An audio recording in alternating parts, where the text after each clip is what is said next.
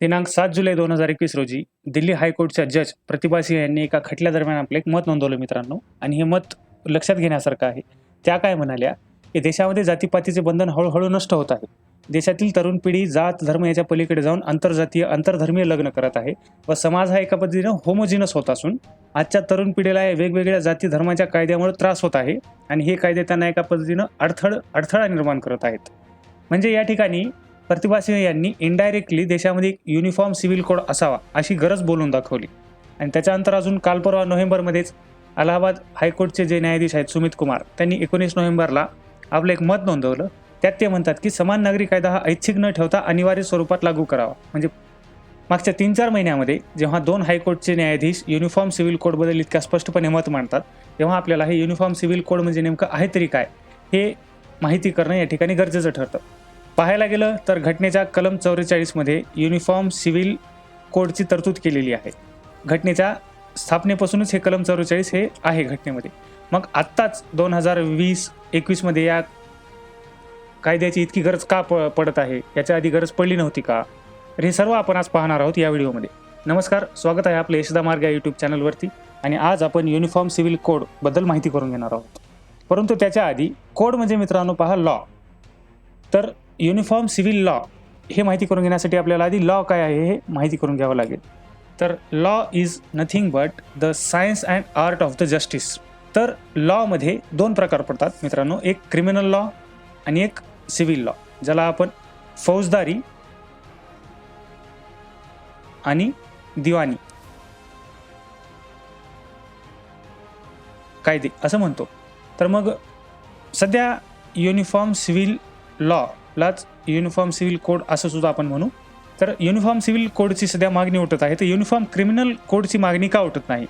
तर तुमच्या माहितीसाठी मित्रांनो की भारतामध्ये ऑलरेडी युनिफॉर्म क्रिमिनल लॉ आहे. तर काय आहे त्या कोडचं नाव? Indian penal code. जर समजा एखाद्यानं मर्डर केला तर त्याला 302 अंतर्गतच शिक्षा होणार, मग तो कोण्याही जातीचा असो कोण्याही धर्माचा असो.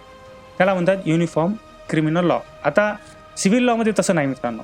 जर उदाहरणादाखल सांगायचं झालं तर समजा एखाद्या हिंदू माणसाने स्वतःची पहिली पत्नी जिवंत असताना आणि डायव्हॉर्स न घेता जर दुसरं लग्न केलं तर ते कायद्यानं गुन्हा ठरते आणि ते दुसरं लग्न इनव्हॅलिड ठरते आणि त्याच्या अंतर्गत त्या माणसाला शिक्षा होऊ शकते. परंतु तेच जर एखाद्या मुस्लिम व्यक्तीने जर आपली स्वतःची पहिली पत्नी जिवंत असताना तिला तलाक न देता तो दुसरं लग्न केला तर त्याला कायद्यामध्ये शिक्षेची तरतूद नाही. इवन एक मुस्लिम व्यक्ती कायद्यानुसार 4 वेगवेगळ्या स्त्रियांशी लग्न करू शकतो. तर ही जी तफावत आहे म्हणजे गुन्हा काय घडला ह्याच्यापेक्षा गुन्हा कोण्या व्यक्तीने केला, जे त्याचा जात धर्म हे पाहून जी शिक्षा देते त्याला आपण एक जाती आधारित कोड बिल असं म्हणूया. पाहायचं झालं तर मुस्लिमांसाठी पर्सनल लॉ आहे, हिंदूंसाठी हिंदू कोड बिल आहे, हिंदू अनडिवायडेड फॅमिलीचा एक कायदा आहे. तर ह्यानुसार प्रत्येक व्यक्तीला त्याची जात धर्म पाहून शिक्षा किंवा अधिकार ठरवले जातात. तर हे स्वतंत्र भारतामध्ये धर्मनिरपेक्ष देशामध्ये एका पद्धतीनं चुकीचं आहे मित्रांनो. जर एखादा गुन्हा सारखा आहे तर तो सगळ्यांसाठीच सारखा असायला पाहिजे. जर एखाद्याला एखादे विशेष अधिकार मिळत असतील तर सगळ्या जाती धर्माच्या व्यक्तींना हे विशेष अधिकार मिळाले पाहिजेत, अशा पर्सनल मताचा मी आहे. तफावत दूर करण्यासाठी देशामध्ये एक युनिफॉर्म सिव्हिल कोड असावा अशी मागणी स्वातंत्र्याच्या वेळेसच उठली होती. आणि मग त्यावेळी मूलभूत अधिकारामध्ये युनिफॉर्म सिव्हिल कोड टाकावा अशी डॉक्टर बाबासाहेब आंबेडकरांची इच्छा होती. परंतु तत्कालीन परिस्थिती पाहता, जाती धर्माच्या व्यवस्था पाहता त्यांना हे मूलभूत अधिकारामध्ये टाकणं शक्य झालं नाही. आणि मग त्यांनी मार्गदर्शक धोरणांमध्ये यांचा समावेश केला. त्यानुसार कलम 44 ॲड करण्यात आला आणि राज्यसंस्था आपल्या नागरिकांना एक युनिफॉर्म सिव्हिल कोड देईल असं टाकण्यात आलं या कलमानुसार. तर मित्रांनो हे पाहत असताना युनिफॉर्म सिव्हिल कोड लागू करताना आपल्याला घटनेची कलम 25 आणि कलम 26 हे या ठिकाणी थोडंसं अडचण निर्माण करते. आणि त्याच्याहून जास्त असं की कलम 25 आणि 26 हे मूलभूत हक्कामध्ये येतात आणि कलम 44चं जे युनिफॉर्म सिव्हिल कोड आहे ते मार्गदर्शक धोरणामध्ये येते. त्याच्यामुळं जर दोघांचा कधी सरळ हेड ऑन क्लॅश झाला तर ह्याच्यामध्ये मूलभूत अधिकारी वरचढ ठरतात. तर कलम 25 काय म्हणते की व्यक्तीचा, भारताच्या नागरिकाचा जो धर्म आहे, वैयक्तिकरित्या जो काही तो धर्म पाळतो त्या तरतुदी ह्या कलम 25 मध्ये देण्यात आलेल्या आहेत. आणि धर्म जे सामूहिक तरतुदी आहेत, म्हणजे सामूहिक धर्माच्या संस्था स्थापन करणे, व्यवहार पाहणे, ज्या गोष्टीसाठी समूहाची गरज लागते, तर त्या गोष्टी ह्या कलम 26 मध्ये देण्यात आलेल्या आहेत. आता जर कलम 44 लागू करायचं म्हणलं तर सरळ सरळ कलम 25 आणि कलम 26चं उल्लंघन होते का हे पाहणं सुद्धा महत्त्वाचं आहे. कारण कलम 25 नुसार शिखांना कृपान धारण करण्याची सवलत देण्यात आलेली आहे आणि त्याच कलम 26 नुसार मुस्लिमांना एक पर्सनल लॉ तयार झालेला आहे. तर त्याच कलम 26 नुसार राज्यघटनेमध्ये गौहत्या बंदी ही ॲड करण्यात आलेली आहे. हिंदू धर्मामध्ये गायीची हत्या हे पाप म्हणण्यात आलेले आहे, म्हणून ही गौहत्या बंदी लागू करण्यात आलेली आहे. तर ही एक स्पेशल प्रोव्हिजन मिळालेलं आहे हिंदूंना. आणि हिंदू कोड बिल सुद्धा आणण्यात आलेलं आहे. आणि मग ख्रिश्चन आणि जे इतर अल्पसंख्याक आहेत त्यांना त्यांच्या धर्माचा प्रसार करता यावा, त्याच्यावर कोणतेही काही प्रॉब्लेम येऊ नये म्हणून त्यांना धर्मप्रसाराची परवानगी ही कलम 25 आणि 26 अंतर्गत देण्यात आलेली आहे. आता जर युनिफॉर्म सिव्हिल कोड लावला, सरसकट म्हणतोय मी, जे मोदी सरकार युनिफॉर्म सिव्हिल कोड आणत आहे तो कंप्लीट युनिफॉर्म सिव्हिल कोड नाही, पण जर समजा कंप्लीट युनिफॉर्म सिव्हिल कोड जर लागू झाला तर ह्या सर्व गोष्टी रद्द होतील, हे लक्षात असू द्या मित्रांनो. कारण ह्या स्पेशल प्रोव्हिजन्स आहेत जे प्रत्येक धर्माच्या लोकाला राज्यघटनेने दिलेले आहेत. त्याच्यामुळं एक सर्वंकष विचार करता फक्त आता काही जण काय म्हणतात मित्रांनो की युनिफॉर्म सिव्हिल कोड लागू झाला पाहिजे, त्यांना फक्त मुसलमान व्यक्तींना काय काय सोयीसुविधा भेटतात तेच तेवढं दिसते. बाकी प्रत्येक धर्माला राज्यघटनेने ज्या सोयीसुविधा दिलेल्या आहेत त्या एकतर सगळ्या लोकांना माहिती नसतात किंवा जर ज्या माहिती आहेत ते त्या मुद्दामून कानडोळा करतात. त्याच्यामुळं युनिफॉर्म सिव्हिल कोड आला तर एकट्या मुस्लिम व्यक्तींच्या जे काय स्पेशल त्यांना कन्सेशन देण्यात आलेलं आहे ते जाणार नाही, त्यांच्यासोबत शीख, हिंदू आणि इतर अल्पसंख्याकांचं सुद्धा जे काय स्पेशल प्रोव्हिजन आहे ते सुद्धा नष्ट होण्याची शक्यता आहे. तर मित्रांनो, आपण आता युनिफॉर्म सिव्हिल कोडची पार्श्वभूमी समजून घेणार आहोत. या ठिकाणी 1928 मध्ये Hindu inheritance removal of disabilities act pass करण्यात आला ब्रिटिशांद्वारे. ह्या कायद्यानुसार पहिल्यांदाच महिलांना संपत्तीमध्ये अधिकार मिळाला. महिलांना संपत्तीमध्ये अधिकार मिळाला. हिंदू स्त्रियांना याच्यापूर्वी संपत्तीमध्ये अधिकार नव्हता. त्याच्यानंतर 1937 मध्ये Hindu woman rights to property act pass केला मित्रांनो ब्रिटिशांनी. या अंतर्गत काय झालं की महिलांना त्यांच्या स्त्रीधनावर अधिकार मिळाला आणि त्याचसोबत विधवा ज्या स्त्रिया आहेत त्या विधवा स्त्रियांना त्यांच्या संपत्तीवर अधिकार मिळाला. पहा मित्रांनो, पतीच्या निधनानंतर पूर्वी विधवा महिलांना त्यांच्या पतीच्या संपत्तीवर अधिकार मिळत नसे व माहेरी सुद्धा त्यांना सन्मानाची वागणूक मिळत नसे. त्यामुळं विधवांचं जीवन हे एका पद्धतीनं फार कष्टाचं होतं. परंतु 1937 नंतर ब्रिटिशांच्या या कायद्याद्वारे विधवांना त्यांच्या पतीच्या संपत्तीमध्ये पतीच्या निधनानंतर अधिकार मिळाला.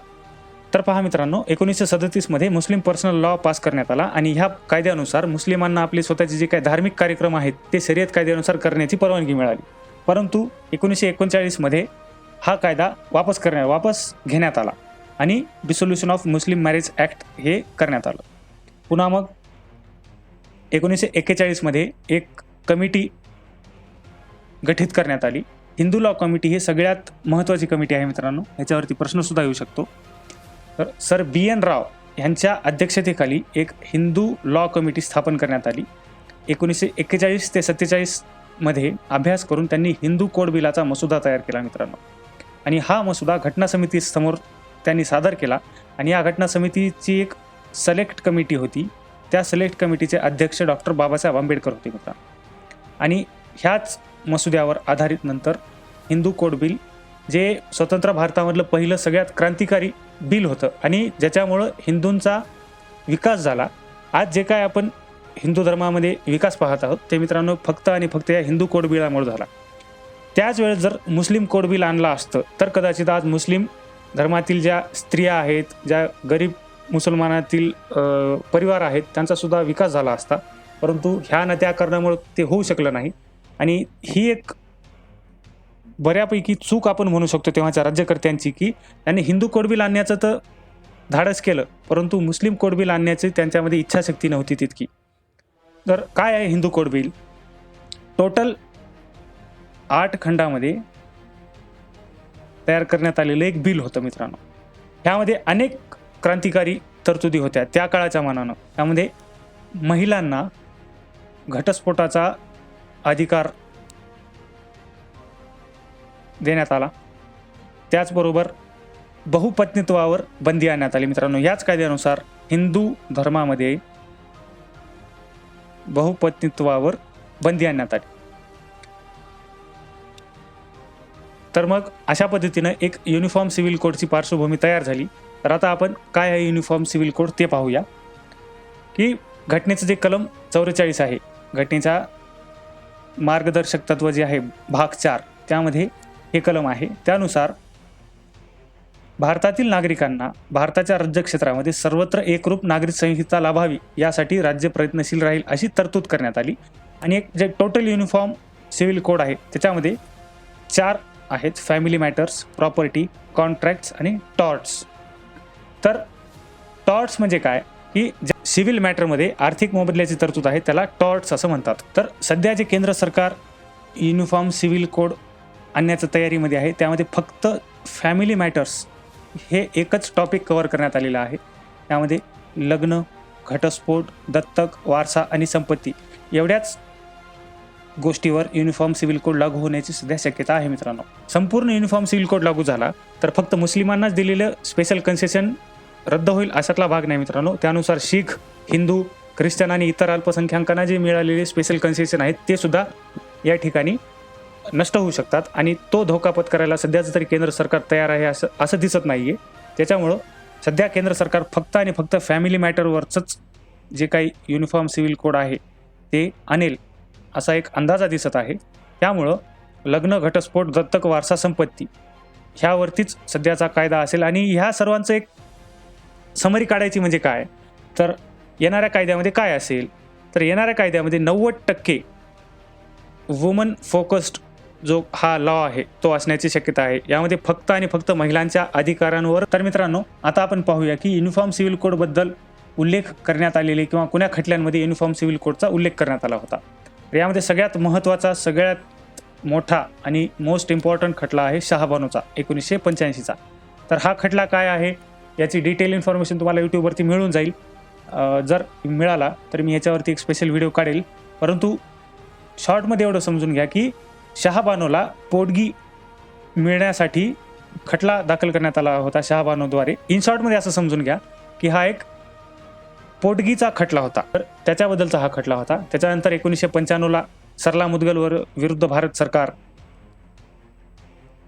नंतर डॅनियल लतिफी विरुद्ध भारत सरकार आणि सगळ्यात शेवटचा म्हणजे 2003चा जॉन वेलमोटम वर्सेस भारत सरकार. हे 4 खटले सगळ्यात महत्त्वाचे आहेत युनिफॉर्म सिव्हिल कोड संदर्भात. तर पहा मित्रांनो, हे 4 खटले आहेत सर्वात महत्त्वाचे. आणि हा व्हिडिओ जेव्हा मी रेकॉर्ड करत आहे नोव्हेंबर 2021मध्ये, तेव्हा नुकतंच 2-3 दिवसाखाली मोदी सरकारनं 3 शेतकरी कायदे मागे घेतले. आणि त्यामुळं हा युनिफॉर्म सिव्हिल कोड आणताना सध्या तरी केंद्र सरकार देशातल्या जे नागरिक आहेत त्यांच्यासोबत डायरेक्ट क्लॅश होईल असं काही करणार नाही असं सध्या तरी वाटत आहे. त्याच्यामुळं येणाऱ्या युनिफॉर्म सिव्हिल कोडमध्ये इतके क्रांतिकारी जरी तरतुदी नसतील तरी त्यामुळं महिलांना बरेचसे अधिकार मिळण्याची शक्यता या ठिकाणी आहे. नंतर मग एकदा हा कायदा लागू झाल्यानंतर त्यात वेगळे कलम नंतर ॲड होत राहतील. परंतु सध्या तरी फक्त आणि फक्त महिला सबलीकरण